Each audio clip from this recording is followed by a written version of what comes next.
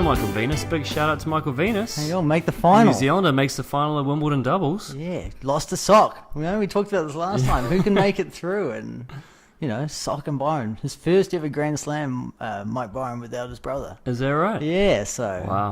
The home of tennis. Great on him. Good on him. I get asked all the time, I don't know about you, Andy, but we're two New Zealanders living in Halifax, Nova Scotia. What New Zealand players are out there playing in the ATP, Yeah. And, we have, what's his name, who's gone British? Cameron Norrie. Cameron Norrie, exactly. He's doing really well, but, nobody identifies him as a New Zealander anymore, unfortunately. But we have Michael Venus, who's doing good things. Michael Venus made the final. Marcus Daniel came back. He lost, I think, first round. Sitak lost in the quarters. Great result. So really, we're a doubles mecca. Yeah, New specialist. Zealand. We've got a Canadian actually playing for New Zealand, and she lost first round in 3 sets to the eventual team that won the doubles. Wow. Yeah. Fantastic. Okay, so let's wrap up Wimbledon. Overall thoughts on the event in general? I think the second week was spectacular. Yeah. The high quality matches there. Anderson Fed, Anderson Isner, Djokovic Nadal, and Nadal Del Potro. Boy, we saw a lot of Kevin Anderson playing, didn't we? Oh man, hours and hours on court. How big a factor do you think him being out on court for hours and hours and hours had on his performance in the final? I think it showed. Yeah. I really questioned that he'd get out of bed after playing Isner. I'd really like to hear or see what they're doing afterwards, with their recovery, etc. What, it'd be like ice bath, massage? Like, has to be, surely.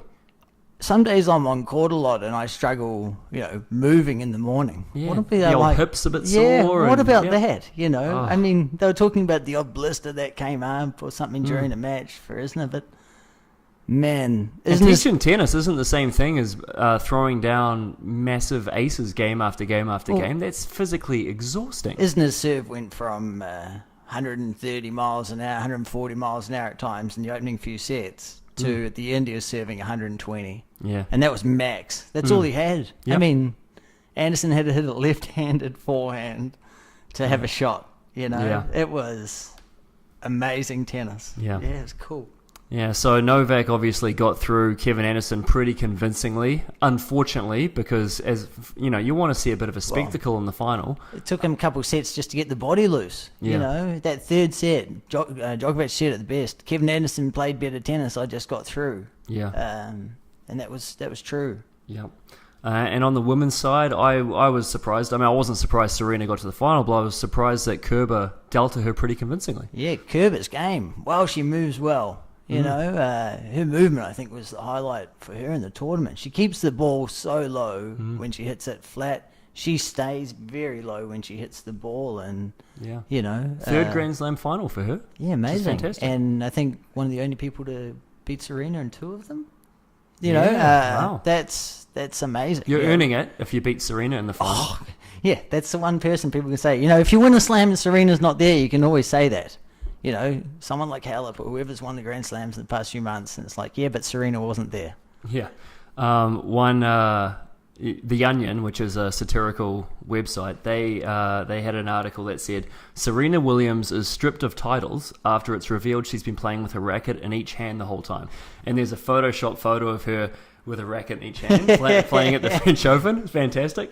But what caught my eye, Andy, was somebody decided to respond to this on Twitter. And they wrote, I have a hard time believing this. She's been playing since 1995 in front of both live fans and TV viewers, and not one person has noticed that she has a racket in each hand? Some people just have no idea. What's happening? Oh man, I enjoyed that so much. I thought I had to share it with everybody. But that was so good. That's a shocker. But getting back to the men and playing 5-set matches. How long is this going to continue? Well, after Anderson's match, he said maybe there can be a compromise on the 5th set, where if it gets to 12-all, we can have a tiebreaker. Isn't it joked with the umpire during the match? We should have a tiebreaker. Yeah. US Open does it well. 5th set tiebreaker, keeps the matches pretty short. Is it the only Grand Slam where they do a 5th set breaker? Well, in the doubles at the Australian Open and at the French Open, they do a tiebreaker for the last set in doubles only, not in the singles. Right. Tiebreaker's interesting. 5 sets interesting. I'm like you. I don't believe there should be 5-set matches in general. No. Um, 3 sets is plenty. You know, back in the Really day, is. it is. Back in the day, you used to play advantage sets for 5 sets. You could have played a first set that was 22-20. You know, and then you've got a few more sets to go. Pass. Imagine that. You know, I think what was Anderson's match? They played 4 regular sets, and that last set, 26-24, whatever it was, is what, 4 sets in itself. Exactly. So that's 8 sets of tennis. Pass. Yeah. I mean, and back in the day when they were playing these, you know, you could have had a first set that was 22-20, for example. Guys are using wooden rackets. They're not banging down 120, 130 mile an hour first serves. Bigger, faster, stronger. Yeah, You know, exactly. Now it's a professional sport. You know, some of us aren't. Yeah, professional sports. Actually, guys that are fully dedicated to sports. Back Yep. in the day, they used to, you know, go out and be a bit rowdy, and you know, John McEnroe's book has a lot of good stories in there about Same that with Jimmy type of Connors. thing. Yeah, the guys were pretty loose back then. They could get on the booze a lot and go out chasing girls. Yeah, Well, I'm sure some of them are still doing that, but, you know. Here's a few of them. Yeah. In 1970, US Open first introduced a tiebreaker. Yep. Okay, so I think that's where things started to change for professionalism. In 1972, they first introduced a tiebreaker at Wimbledon at 8-all. So instead of there being 22-20 sets, the tiebreaker would be at 8-all. Right. In 1979, they made that at 6-all, and it stayed the same. Yeah. I don't have an issue with the tiebreak being at 6-all. I like sets as they are. I think best out of 3 is probably good. Yep. And an extended set for the last one until possibly 12-all. You know, an advantage set in the third. I mean, I don't want to, if I've got tickets for the semi-final, I don't want to go and watch 2 guys banging down aces for 6 hours and 45 minutes and then not even get to see the marquee matchup. Yes. That's a nightmare. It's a tough situation for organisers, isn't it? Yep. You know, television viewers as well. You know, I want to watch Nadal versus Djokovic, and I have to stay up if I'm in England till, you know, close to 11 o'clock at night. I would like most matches to be completed within 1 to 2 hours. You reckon? Yeah. That's what I would like. I would like to see every match as best of 3 sets, and I would go even a step further and do no ad scoring. For those of you that don't know what no ad scoring is, it's when you get to deuce, next point wins, and I would back that 100%. Wow. Yeah, I think it would make lesser players have a better chance. So you're not saying, I mean, since 2003, the big 4 have won every Wimbledon title. Yeah. I mean, I'd like to see a few more guys outside that box have a chance. You know, I'd like to see tennis a bit more, you know, the top guys be a bit more challenged. I mean, it's a very even game right now, but you've still got this upper level with these guys on it. yeah. Oh, good point. You know, something I wouldn't have thought about, even no ad scoring at a, you know, Grand Slam or something like that. Yeah, definitely wouldn't have thought of that before. You know, I've got something here. What's the chance of coming back from 2 sets to love down? It'd be pretty slim, I'd imagine. Yeah, it's less than 4%. Yeah, there you go. You know, between 2006 and 2016, there was 7,200 matches, and only 275 people came back. Yeah. So, when saying that, I believe the match is over after, you know, the first couple of sets. Yep. If you're not decided, then you can go to a third. I'd be curious to know what that stat is, and I don't expect you to have it off the top of your head, but in best of 3 matches, when you lose the first set, I wonder how many people come back and win. I bet it's a lot more than 4%. Yeah, and I saw when I was looking at this page, it said if you come from 2 sets to love and you get it to 2 sets all, you're like 56% chance of winning, which makes sense because of momentum. Momentum's on your side. But, yeah, sure. you know, 2 sets to love is probably enough. Yeah. Yeah. You know, personally, that's a huge match. Yeah, go on. Okay, so our listener question came in from Adam, and he asks, should there be a shot clock in tennis? My simple answer is yes, there 100% should be a shot clock in tennis. Yeah. I don't want to watch people, you know, here's the problem. If umpires actually enforce the rules, there wouldn't be an issue anyway. But they don't. No. And if it's a player like Nadal, Djokovic. they definitely don't. Djokovic, yesterday, when he was playing his match with Djokovic in the semi yesterday, I was sat there and I tried to count how many times Djokovic bounced the ball. He loves to bounce the ball as he's getting ready to serve. I got bored and I actually forgot, like, midway through what I was doing. Like, okay, 10, 11. He was getting up to 15 bounces and I'm like, hang on, I've got to keep counting. And then he would hit a fault and then I'm back at it again. Then he's 1, back. Yep. 2, and then the camera go off and I'm like, just trying to hear it. Yep.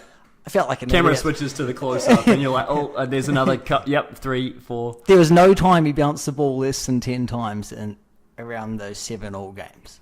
To me, that's not part of the service motion.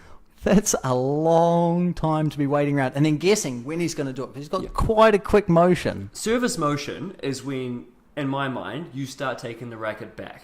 It's not when you're bouncing the ball thinking about it. Exactly. It's crazy. It's a long time. And that adds to the length of your matches. It does. You know, that ball should be out of your hand and gone Yep. within 20 seconds, 25 seconds. Those guys have ball boys. It's not like they're going out there chasing balls around after a point and waiting for the ball next to the court. That's right. Come on. It should be 25 seconds. I mean, it's 25 seconds at any level. I think, honestly, it should be 20 seconds in the pros. Yeah, like you said, they've got ball boys. They don't need. You'll have your all that matches extra. finishing in half an hour. Oh, I love it. 20 I love seconds, it. Get up there. Ball clock. Let's just do a super tiebreak tournament. Short juices. First to 10. That's it. So, in answer to Adam's question, I suppose, on July 11th, 2018, the USTA, ATP, and WTA announced that a series of in-game innovations will be implemented at a number of events taking place within the United States and Canada throughout the summer, including the Rogers Cup, what else? Including the Rogers Cup, Cincinnati, Connecticut, Winston-Salem, and the US Open. Awesome. We don't need to go through these all, but essentially the main thing is 25 seconds shot clock, which will be viewable to both players, the umpire, and spectators and the TV, which I think is fantastic. That's all you need. Yep. You know, works in basketball, needed in tennis, definitely. 100%. Takes the onus off the umpire, shows no bias, the clock starts, here we go. Exactly, because right now it's up to the umpire's discretion, and unfortunately, the umpire doesn't really want to draw the ire of the players. But if I'm a baseline player and I want to extend the points with you and I have you out there for a couple long rallies in a row, I want to hurry that next point up because I know you're a little bit more tired than I am. Mm-hmm. That's an advantage to me. If I'm able to slow that down, or if my opponent's able to slow that down, then my advantage of playing is neutralized. Well, all right now, all they have to do is get to the line and start bouncing the ball. Yeah. And then just catch your breath while you're bouncing it. It's ridiculous. I don't see it called on the returners often enough either. Towing off, takes a long time, walking back. Often I see the server waiting. Yes. And, you know, you're meant to go at the service pace. Mm-hmm. You don't often see that. No, it's too up to someone's discretion. It needs to just be, you've got 25 seconds. If you're not ready to play, then you get a violation. Easy. That's it. Easy. Yeah. Okay, so earlier today we had the World Cup final. France was victorious over Croatia. Did you see any of the game? Did. Yeah. Fantastic game. It was wasn't high scoring. What a nice change, you Yeah. know, for a soccer that's normally quite boring. You know, Yeah. 0-0 type games. Absolutely. No, I thoroughly enjoyed it. I went downtown and caught a bit of atmosphere too. It was lovely. Awesome. What my issue with soccer, I don't know if this is the best time to bring it up. Maybe we should just celebrate the celebration that is the World Cup final. Yeah. But I'm gonna crack into it. Go for it. I don't like diving in soccer. I mean, we come from New Zealand, which is a rugby nation, and if players get hit, you get hit. You don't writhe around on the ground Neymar style and cry about it. No. It's ridiculous. There was one particular incident in the game today where two Croatian players went up to hit a ball and cracked into each other. The guy, one of the Croatian players, didn't see who it was. He didn't know that it was a Croatian player. His own guy. It was his own guy. He went up and went down like a sack of potatoes, and he's writhing around like clutching his head. And I'm like, dude, that's your own player. Like, what are you doing? Yeah. And then like he kind of realizes, he's like, oh yeah, no, it's probably all right. Yeah, let's shake it off. None of these guys ever get stretched off. No. None of them ever get taken off for concussion protocol that I see. I love the Neymar meme. Yeah. You know, it's just going round. Everyone's falling over and taking the piss. It's hilarious. You know, how can you stop it? Did you see, I think it was the Legends match at Wimbledon, where the guy got hit. He hit an overhead and he hit the guy in front of him in the head, and then he sort of turned around and looked for a moment, and then he dived on the ground and started writhing around, and his partner came over and was like holding his hand and like doing CPR, helping him back to life, trying to get him back to life. That was fantastic. But you're right, no one gets taken off a concussion protocol in soccer. No, and yet they all, whenever they get clipped in the ankle or whatever, they go and they roll around and they've got to milk it for all it's worth. I just want to see one soccer match where nobody does that. Like, if you get fouled, you go down, sure, because your legs have been taken out. That's fine. But then you just get back up and say, okay, well, it's a penalty. They're just such good showmen do you need to do that to get the penalty? Or doesn't the umpire or referee, whatever they're called in soccer, I don't know, don't they recognise that it's a foul and they're going to call it? Or do they need to see that you're in pain? Is that a requirement? Well, it was the first time in the final today that they used some type of video analyst or whatever you want to call it. VAR, I don't know what that stands for. But the guy upstairs, he says, yep, there was a handball, you'll go. Can there be something like that to eliminate it and say, yep, that's a foul? Or, you know, I know they start giving yellow cards if it's a real bad one, but You'd need somebody upstairs sort of saying, yep, that's a foul, no, that's a foul, and it would need to be very quick. It'd have to be so quick. As long as it's quick, because I think one of the draw cards of soccer, for me at least, is that play is relatively continuous. Yep. And what annoys me about it is when it stops being continuous, because somebody's over there who's got a sore knee and he's got a boo-boo and he needs some magic water to get back up. Like that magic water is amazing stuff. It is, with some orange peels as well. Beautiful. Can I just say one more thing about the World Cup final? Played in all right conditions. Yeah. The closing ceremony, or they were handing out the trophies, and it started pissing down with rain. Now, on stage, handing out the trophies and the medals was Vladimir Putin, along with the president of Australia and Croatia and France. I was like, what's the Australian? The only one that got an umbrella for the first 5 minutes when it started bucketing down was Putin. Of course. That's how that job works, man. Nothing. No one. No umbrella for you guys. Just stand there and get soaked. Now, at the end, it wouldn't have mattered because everyone was soaked. But damn, to me, that was so funny. Oh, man, if that was me, I would have huddled in next to him. Yeah. Just sneak up next to Putin. I mean, you want to be safe? That's why all those players are shaking his hand, I tell you. Yeah, exactly. Okay, so next week is a relatively quiet week because obviously we just finished a Grand Slam tournament, but we do have 3 250 events. Yeah. We've got Newport, Rhode Island, which is a grass court event. We've got Umag, Croatia, and Bastard, Sweden, both clay court events. Also, Felix Algier Aliassime has a wild card into the main draw in Croatia, which I find interesting. And I guess he has had a very good run of challenges of late, so that's probably why. He had a real good run. That's probably why he's getting that nod there.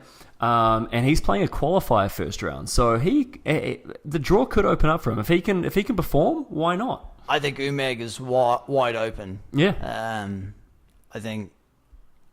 I think a qualifier wins the lot. Sorry, an unseeded player wins the tournament. I was going to say qualifier. It's a bold call. It's a bold call. Sorry, an unseeded player will win the tournament. I think Kyle Edmund's probably the best player in the draw. Yep. He had an all right clay court season. He had an all right grass court season. I think it's been a long time that he's been playing. And I don't really see the point of this event. But I find it interesting. I see a big chance for him losing early. I find it interesting that the week after our grass court Grand Slam, we have a grass court event, which is the last one of the year. Yep. 2 clay court events as we sort of prepare for the North American hard court swing. It doesn't make a whole lot of sense to me. No. Well, the grass court event is full of specialists. Oh, yeah. That's where they've got to make their money. They've got to get their rankings. They're just coming out the last points of the year. Yep. Mueller, Karlovic, Zarev, Kudla, Bimmelmans, Morano, Mahout, Stakowski, and Popsel. They're just begging that they can get 2 or 3 wins out there so they can pick up some points. It just shows that it needs to be extended. If all of these, I call them specialists, are out there grass court trying specialists to go for it, right? Yep. It's a shame. It's a nod to the past too, because they have those beautiful serve and volley games, a lot of them, that I really like to see. It's a throwback. It's a throwback, but even at Wimbledon, the top guys can take care of them, can't they? Oh, yeah, definitely. You know, I think Ben Wilmans, I think on the last podcast I said Ben Wilmans got a shot to beat Isner. I think he lost very closely, and then look at Isner through the semi. And that just shows the type of quality player he was, or is. I feel like it's a long time coming for Isner to step up and have a good tournament, isn't it? I think I think they said he's the longest player to make a semi-final. I think he's been like 40 odd Grand Slams, and now he's made one. So 10 years out there. I think one of the interesting things that happened at Wimbledon for me, on a side note, is Feliciano Lopez. He's played the most consecutive Grand Slams in a row. That's impressive, isn't it? I don't know how many it is. I think it's something like 60 or something Grand Slams. Well, I nearly had him getting to the semis. I'm glad I changed my mind. But he still did well. He did a very good grass court season. But, you know, that just shows longevity. Yep, he's doing something right. Being, you know, able to avoid injury and consistent. You know, he played a lot of doubles through his career, and Davis Cup matches, and what a stalwart for Spain tennis, staying out there so long. And you know, I can say 60 odd Grand Slams, long time. It is. I'm very impressed by that. Yeah. Very impressed. Okay, so what are your picks to give the people at home something to put their money on, Andy? Yeah. If at Bastad, if Gasquet and Ferrer win, I pick Ferrer to beat Gasquet. I think Schwartzman and Carina Busta are going to get through. That's just on a side note. I have one pick for my week. Okay. I picked Bouchard to lose. What a cynical pick, Andy. Yeah. You're saying she's going to lose. Who's she playing? Do you know? Even know who she's playing? No. she's playing Basinski. Who's that? No idea. Okay, but good. I think she's Swiss. And is it in Switzerland? Yes. And it's on clay. Now, I don't think Bouchard's going to have a great game on clay. Basinski's played her twice. Once at the French Open, beat her straight sets. Okay, and that's 2-1 odds? 2-1 odds. So that's go put a cheeky fiver on that, you reckon? Take it, yeah. We're going to start keeping a bit of stats, aren't we? Yeah. You know, so that's the pick for this week. So listen to Andy, and we'll see how we go at the end of the month, eh? Yeah, had a bit of a shocker, had a few good picks, bad picks. You know, I did mention a few weeks ago Jay Clark. I was really shocked to see that he made it through to the semi-finals of the mixed doubles. Oh, is that right? Yeah. You know, it's a great result. Him and another British player got a wild card, and off they went, you know, winning matches, and it's cool to see. Yeah. You know, young players. Great. Anything else, Andy? Nothing from me. All right. Well, let's go ahead and wrap it up there. Do find us on iTunes and Stitcher if you like your podcast where you don't see the people, which is how I take them in, but that's always good. Or you could find us on YouTube as well. If you have a question that you'd like us to discuss during the show, YouTube comments, Instagram, or Twitter is the way to go. We are Two Guys Talk Tennis. If you like the cut of our jib, please subscribe, rate, and share. Tell a friend about us. Let them know. Spread the word. Let them know what's going on. We appreciate it. All right. Be kind to each other. Have a good week, everybody.